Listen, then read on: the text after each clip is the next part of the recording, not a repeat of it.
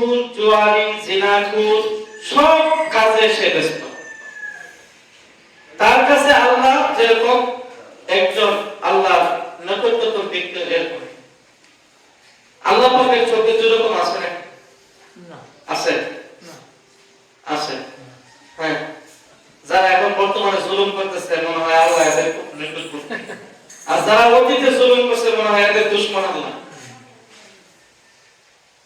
দুনিয়ার জালেমটা খুব ভুলা যায়, ইতিহাস ভুলা যায়। পৃথিবীর বুকে যত জালেম এসেছে আল্লাহ পাক রব্বুল আলামিন সব জালেমের বিচার করছে। আমি যদি জুলুম করি আমার বন্ধের উপর, আমি যদি আমার পিতামাতার উপর জুলুম করি, আমি যদি আমার বন্ধের সম্পদ মেরা খাই, আমি যদি আমার ভাইদের সম্পদ মেরা খাই, আল্লাহ পাক কি আমার বিচার করবে না? অবশ্যই করবে। কে আমি হুজুর মানুষ, কোরআন হাদিস জানি, মুফতি মুহাদ্দিস মানুষকে আল্লাহ আমার ছাড় দিবে না? সবার ক্ষেত্রে আল্লাহ পাক সমান। কি বলেন, সমান কিনা? যেই জুলুম করবে সেই ধরা খাবে, সে যেই কোনো হক না কেন। নাকি আল্লাহর চেয়ে বেশি শক্তিশালী আছে? হ্যাঁ আছে তো। করোনা ভাইরাস আমরা মোকাবেলা করতে সক্ষম, বহুত মানুষ বলছে। করোনা ভাইরাসের চেয়ে আমাদের শক্তি বেশি। তারপরে বলছে কিনা এরকম মানুষ পৃথিবীতে? হ্যাঁ বলতে পারে, দিনের বুঝ না থাকার কারণে সে আমার ভাই বলছে। তার দিনের সমস কম, দিনের বুঝ কম, তাই বলছে। ইস্তিগফার, আস্তাগফিরুল্লাহ, আল্লাহ সকলকে মাফ করে দেন।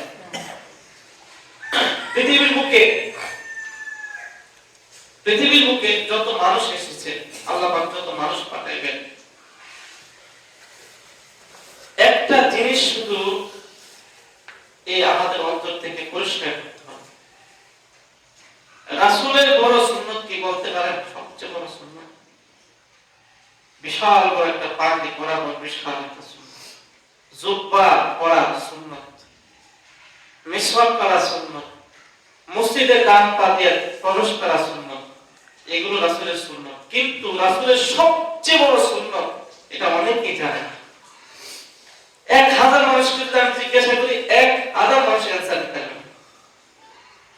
রাসূলের সবচেয়ে বড় সুন্নাত হলো এই দিনে কারো প্রতি ঘৃণা না রাখা। বলেন, রাসূলের সবচেয়ে বড় সুন্নাত হলো এই দিনে কারো প্রতি ঘৃণা না রাখা। এই যে জিনিসটা, এই কলমের কারো প্রতি ন্যূনতম ঘৃণা না রাখা।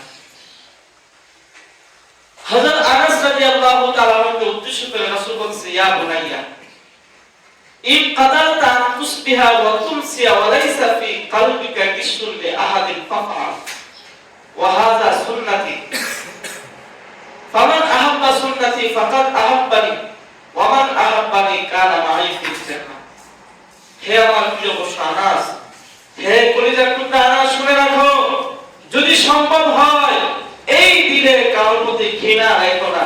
এটা সবচেয়ে বড় আমার সুন্নাত, সবচেয়ে বড়। আর এই সুন্নাতকে যে ভালোবাসবে, আবার এই সুন্নাতটাকে যে ভালোবাসবে, সে আমাকে ভালোবাসবে। আর যে আমাকে ভালোবাসবে সে আমার সাথে জান্নাতে থাকবে। সুবহানাল্লাহ। এরকম বহুত ইতিহাস আছে, হাদিসের কথা না, বহুত ইতিহাস আছে। আল্লাহর এক কুতুব জুনাইদ বাগদাদী রাহমাতুল্লাহি আলাইহি হঠাৎ ওরা দিলে আসলে হিন্দু বা অমুসলিমদের এই কাজটা উনি করতে পারতো, কত নিকৃষ্ট মানুষ, মানে তার প্রতি একটু ঘৃণা আসলো। একটা হিন্দু মানুষের প্রতি তার একটা ঘৃণা আসলো। ঘৃণা আসার পরে আল্লাহ পাক রব্বুল আলামিন রূপ পরিবর্তন করে দিয়েছেন। বিশাল বড় ইতিহাস। আল্লাহ পাক রব্বুল আলামিন তাকে বিশাল বড় পরীক্ষা দিয়েছেন। ওনার ভুল উনি বুঝতে পারছে, বুঝতে পারা সেটার মধ্যে পড়ছে, আল্লাহ আমার ভুল হয়ে গেছে। হিন্দু, খ্রিস্টান, ইহুদি, নাসারা সবকিছু আল্লাহর মাখলুক, আল্লাহর সৃষ্টি। কারোর প্রতি জুলুম করা যাবে না, অবিচার করা যাবে, বোমা মারা যাবে, জঙ্গিবাজি করা যাবে, হামলা করা যাবে, কোনো কিছু করা যাবে। প্রকৃত মুসলমানকে আল মুসলিমু মান সালিমাল মুসলিমুনা মিন লিসানি ওয়া ইয়াদিহি, প্রকৃত মুসলমান ওই ব্যক্তি যার জবান দিয়ে অন্য ব্যক্তি কষ্ট পায় না, যার হাত দ্বারা কষ্ট পায় না, যার আচার আচরণ দিয়ে অন্য ব্যক্তি কষ্ট পায় না। অনেকে আছে থেকে হিসমেরা কথা আছে কিনা, এমন ভাবে কথা বলবে যে একবারে যারা হাতুস সিনানি লাহাল পিয়া ওয়ালা ইয়াতামু মা জারাহাল লিসান। হযরত আলী বলেন, আরে তরবারিতে আঘাত করলে এই আঘাত একদিন না একদিন ভালো হয়ে যায়, কিন্তু জবান দিয়ে মুখ দিয়ে কথা দিয়ে কারো আঘাত দিলে এই আঘাত সারা জীবন মুছে। তাহলে হিসমেরা কথা বলা, এমন ভাবে কাউকে কথা বলা, কটাক্ষ করে কথা বলা, ছোট করে খাটো করে কাউকে কথা বলা, কাউকে কিছু মানের মানসিকতা মনে করা, বা কাউকে ছোট মনে করা, কাউকে খাটো মনে করা যাবে? বলেন যাবে না? যাবে না। এটা কার শিক্ষা? ইসলাম শিক্ষা। এটা ইসলামের শিক্ষা। ইসলাম এটা শিক্ষা দিচ্ছে, এটা ইসলাম শিক্ষা দিচ্ছে। আমাদের সব কিছু নিয়ে গেছে বেদাতীরা, আমাদের সব কিছু নিয়ে গেছে যারা ইহুদি খ্রিস্টান নাসারা, তারা নিয়ে গেছে। আর তারা যা কিছু আছে সব আমাদেরকে দিয়ে আমরা সেটা গ্রহণ করছি। আজীব লাগে, আজীব লাগে। মুসলমান ভাইয়ের সন্তান, আমার বোন, আমার মা, আমার বউ ফ্যাশন আছে কিনা বলেন? লানা নবী সাল্লাল্লাহু আলাইহি ওয়াসাল্লাম আল মুতাশাব্বিহিনা আল মুহান্নাসিনা মিনার রিজাল ওয়াল মুতারাজ্জিলাতি মিনান নিসা।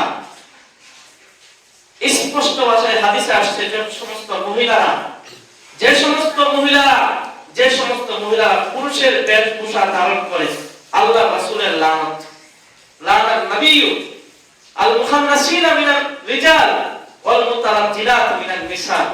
বুখারীতে হাদিস আছে, এই হাদিসটা মুসলিমে আসছে, তিরমিজি শরীফে আসছে।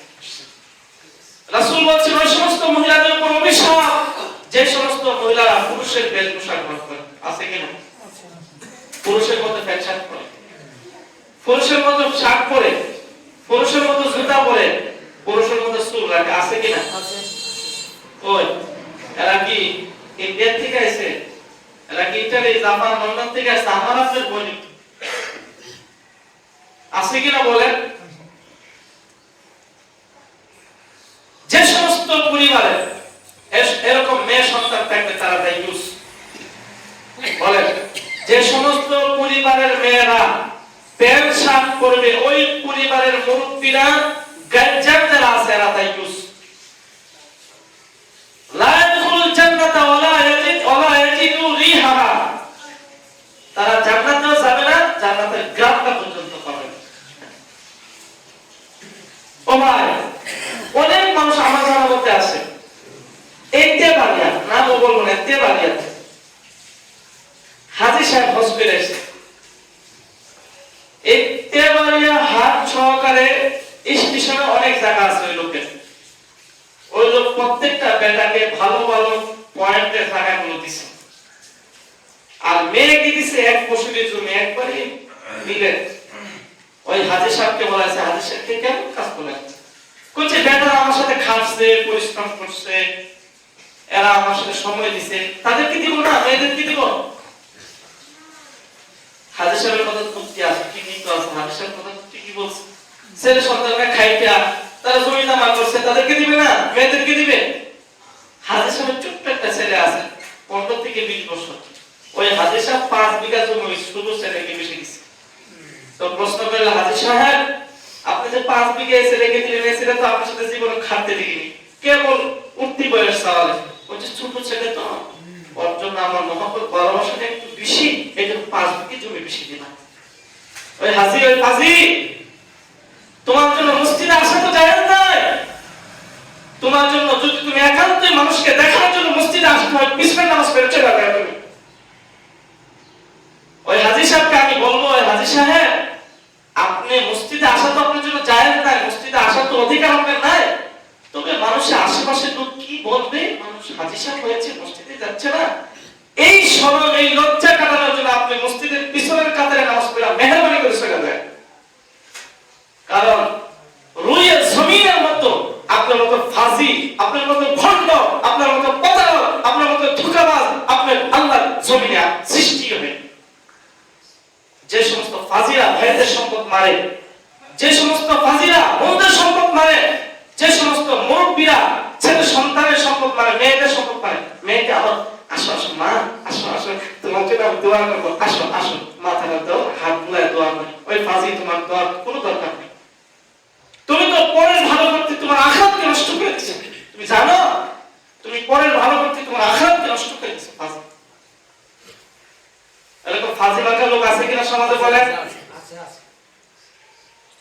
আজকে সমাজের লোক আরো বলে আপনারা কি ভালো, আপনারা তো ওইরকমই আছে। অনেক মানুষ বলে কিনা যে হুজুর সব একই, সব একই। আমি বলি সব একই। অনেক আমি একটা গেছি, 2 মিনিটের কথা শেষ করছি। এক বড় পিসাবে গরিব কত ভাষায় গালিগালাজ করতেছে। আমি কমলাপুর স্টেশন, আমাদের মাদ্রাসার 4-5 হুজুর আরব ছিল আমার সাথে। এক বিশাল বড় পিসাব পিছন থেকে সালাম দিছে মরিতে, আর অকথ্য ভাষায় গালিগালাজ শুরু করে দিল। তো আমি হুজুরকে বললাম, হুজুর এই মানুষটা পিসাব কেমনে হয়? তখন হুজুরা বলতেছে, বিভিন্ন উত্তর দিচ্ছে।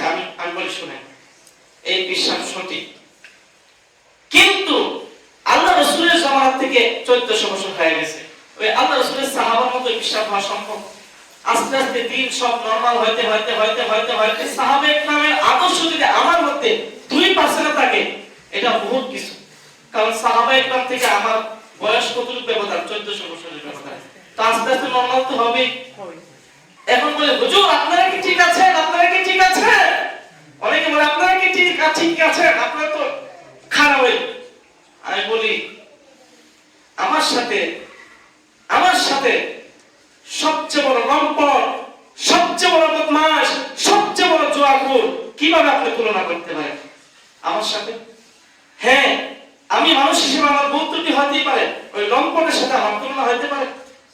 সর্বদা যে জুয়া নিয়ে ব্যস্ত থাকে, মদ নিয়ে ব্যস্ত থাকে, নারী নিয়ে ব্যস্ত থাকে, হঠাৎ কোনো ক্রমে একটা আমার তারা ভুল হয়ে গেছে, ওর সাথে আমার কিভাবে তুলনা দেয়? এই জন্য আমি বলি, এখনো পৃথিবীর বুকে ভালো মানুষ খুঁজতে হলে এই মাদ্রাসাকে খুঁজতে হবে। এখনো তাহাজ্জুদ গুজার খুঁজতে গেলে মাদ্রাসাকে খুঁজতে হবে। সত্যিকারের মানুষ খুঁজতে গেলে মাদ্রাসাকে খুঁজতে হবে। হ্যাঁ, এই কথা আমি মানি। খারাপ সব জায়গাতে আছে, ভালো মন্দ সব জায়গাতে আছে। আপনি বাজারে মাছ কিনতে গেলেন, 3 রকম মাছ, একটা মাছ বেশি খারাপ, আরেকটা মাছ একটু কম, আরেকটা মাছ তার চেয়ে একটু ভালো, কোনটা কিনবেন? মাছ কিনতেই হবে আপনাকে, একটু ভালোটাই তো আপনাকে কিনতে হবে। বলে হুজুর সব মাছ তো খারাপ হয়ে গেছে। খারাপের মধ্যে যেটা ভালো মোটামুটি ওইটা আপনি গ্রহণ করেন, যেটা 80% খারাপ, যেটা 70% খারাপ, যেটা 40% খারাপ, 40% খারাপটা গ্রহণ করেন, আর 70% তো তার ভালো আছে। কি বলেন, আমার যুক্তি ঠিক আছে? ঠিক। হুজুররা টঙ্গীর ময়দানে যুদ্ধ করছে, কয় কিনা অনেকে 4 জন মারা গেছে। ভাই, ইতিহাস যারা জানে না তারা বলে এই কথা। হযরত আলী এবং মুয়াবিয়া রাদিয়াল্লাহু তাআলার একটা যুদ্ধ হয়েছিল। 2 জন সাহাবী জান্নাতের সার্টিফিকেট পেয়েছে। আপনারা জানেন না আলী জান্নাতের সার্টিফিকেট পেয়েছে? কে জানে না? 10 জন সাহাবী জান্নাতের সার্টিফিকেট পেয়েছে, এর মধ্যে আলী একজন।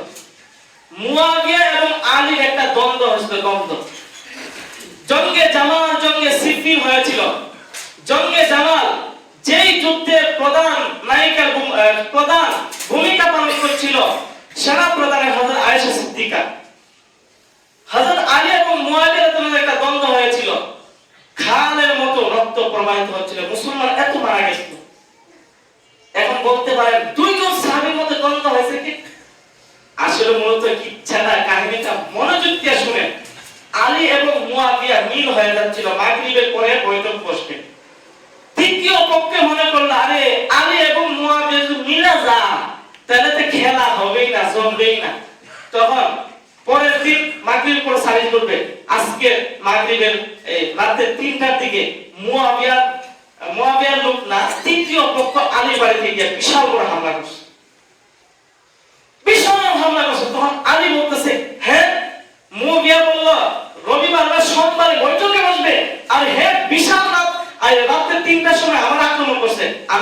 মুয়াবিয়াকে দেখে দিল। পরে জেঙ্গে সামাল বিশাল বড় একটা যুদ্ধ হয়ে গেল। কে করলো?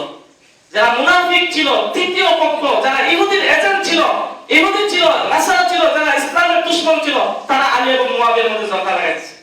ঠিক আমি মনে করি যারা সাদ এবং জুবাইর পন্থীর মধ্যে যারা এই ঝগড়া লাগাইছে, তৃতীয় পক্ষ একটা ঝগড়া লাগাইছে খেলা দেখার জন্য। খেলা যে হুজুররা চলছে। এখন গোয়েন্দা সূত্রে জানা গেছে ইসরায়েলের মুসাদ একটা বলে কি আছে, ওইরা সাদ গ্রুপের কিছু লোককে কিনা তারা এই ঝগড়া লাগাইছে।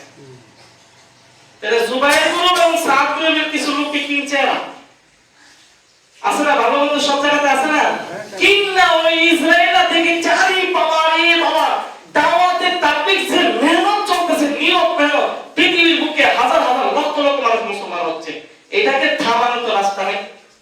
তখন ইসরায়েলরা 100 বছর ধরে চেষ্টা করতেছে দাওয়াতে তাবলীগের মধ্যে কিভাবে চুনকালি লাগানো যায়, কিভাবে এটার মধ্যে একটা আইন বা দোষ রাখা যায়। তখন ইসরায়েল 100 বছর পরে তারা সফল হয়েছে।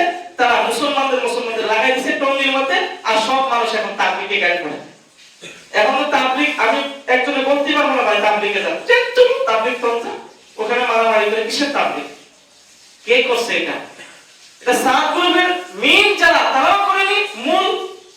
আর জুবাইর পন্থীদের যে মূল যারা আসলে মূলত ভালো মানুষ, তারাও করেনি, বরং তৃতীয় একটা পক্ষকে ওই ইসরায়েলের মুসাদ যে গোষ্ঠী আছে, এই গোষ্ঠীরা বড় অঙ্কের টাকা দিয়া এই কাজটা উদ্ধার করছে। যেরকম আলীরও কোনো দোষ নাই, মুয়াবিয়ারও দোষ নাই। শেষ রাতে আক্রমণ করছিল মুয়াবিয়ার কোনো লোক করছিল, করছে তৃতীয় একটা পক্ষ লোক। কিন্তু আলী তো মনে করছে বা মুয়াবিয়া মনে করছে, হ্যাঁ এত বড় ধোঁকাবাজ, আমার কাছে সালিশ হবে, আর আক্রমণ করে দিচ্ছে। আর কিছু কিছু সাধারণ পাবলিক, যারা সাধারণ পাবলিক, ও দোকানে বসে আলী হুজুরের বদনাম করে কিনা বলেন? আরে তৃতীয় পক্ষ যে লাগাই দিছি দ্বন্দ্বটা, এটা তো বুঝবার আপনার ক্ষমতা হয়নি। ভাই আমি এবং এই মুশাররফ সাহেব, আমরা দুজন একটা বিষয়ে দ্বন্দ্ব। তৃতীয় পক্ষ আমাকে মসজিদ থেকে তাড়ানোর জন্য, তৃতীয় পক্ষ মসজিদে তাড়ানোর জন্য এমন একটা কাজ করলো, যে কাজটা আমার উপরে বহুত বড় একটা তুহমত চলে আসে। তখন সব মুসলিমরা বললো এই হুজুর তো টাকা উপযুক্ত না, এই এত বড় খারাপ কাজ করতে। পরে তদন্ত করে দেখে এটার সাথে আমি কোনোভাবে জড়িত। এরকম ঘটনা বাংলাদেশে ঘটতেছে, বহুত করছে। আরে 20 বছর এক লোক ঢাকা শহরে এক মসজিদের খতিবের দায়িত্ব পালন করছে। এক মুসল্লি আসে না পরে নামাজ পড়তে, ওই বেচারি বাথরুম সাফছে, এখন বাথরুমের দরজা এরকম ফেলেছে, তো বাথরুম লাগানো ভিতরে কথা হচ্ছে একজন লোক, ওই যে এইগুলোতে যে পুলিশের কাছে থাকে দেখেন না, কথা হচ্ছে। এখন ওই মুসল্লির কিরে বাথরুম লাগানো, হুজুরে কথা হচ্ছে, যেভাবে দুইটা গিয়া দেখে হুজুরে ওয়ালতে কথা হচ্ছে। পরে গোয়েন্দারে ডাকতেছে, বিভিন্ন সরকারি প্রশাসন ডাক দিয়ে খোঁজ নিল, বিভিন্ন ভাবে তদন্ত করে। ওই লোক ইসরায়েলের লোক, 20 এই লোক খ্রিস্টান, এই লোক খ্রিস্টান, ইসরায়েল না খ্রিস্টান, ওই লোক খ্রিস্টান, 20 বছর ধরে ইমামতি করে। পাগড়ি তো বড় নাই, জুব্বা ছোট নাই, মাশাআল্লাহ সবই বড় আছে, বুঝছেন কথা? এখন এই হুজুর যদি আকাম কুকাম করে, এখন পাবলিক কিছু আছে ওই হুজুরই খারাপ, হুজুরই খারাপ কয় কিনা বলে, হুজুরই যে খারাপ। তাহলে ওই লোক যে 20 বছর ইসরায়েলে কোটি কোটি টাকা দিয়ে ওই ইমাম বানাইছে, ওই আমার দেখছেন আপনারা সব কিনা ইমাম নিয়োগ সময় করার দেওয়ার সময় যেমন কোনো কাটা আছে কিনা দেখছেন আপনারা? দেখছেন কি আপনারা ইমাম নিয়োগ করার সময়? তাহলে আমি যদি ইসরায়েলের গোয়েন্দা হইয়া আমি যদি আকাম কুকাম করি, তাহলে সব হুজুরের দোষ হবে? তো এই লোক যে 20 বছর ইমামতি করছে, ধরা পড়ছে পরে ইসরায়েলের গোয়েন্দা, ইসরায়েলের এজেন্ট বাস্তবায়ন করতেছে বাংলাদেশে, তাহলে দুষ্টা কার? ঠিক আমি মনে করি সাদ পন্থী জুবাইর পন্থী যে দ্বন্দ্বটা মূলত তাদের না, তৃতীয় একটা পক্ষ বিশাল বড় দাওয়াতি এত বড় মেহনতকে নষ্ট করার জন্য তারা এগুলো করতেছে। কথাটা বুঝতেছেন? এই যে সচিবের আগুন লাগছে, খবর তো প্রকাশ পাচ্ছে একটার পর একটা, এগুলো কে করছে? সচিবের আগুনটা লাগাইছে কেন? কারা লাগাইছে? যারা সবচেয়ে বেশি দেশপ্রেমিক তারা লাগাইছে, তাই না? সারা জীবন যারা ভারতের ধারালি করলো তারা লাগাইছে, তাই না? কে লাগাইছে? আরে ভাই, নিজের দেশকে ভালো না বাসে ভারতকে যারা ভালোবাসে কোনদিন দেশপ্রেমিক হতে পারে? কোনদিন না।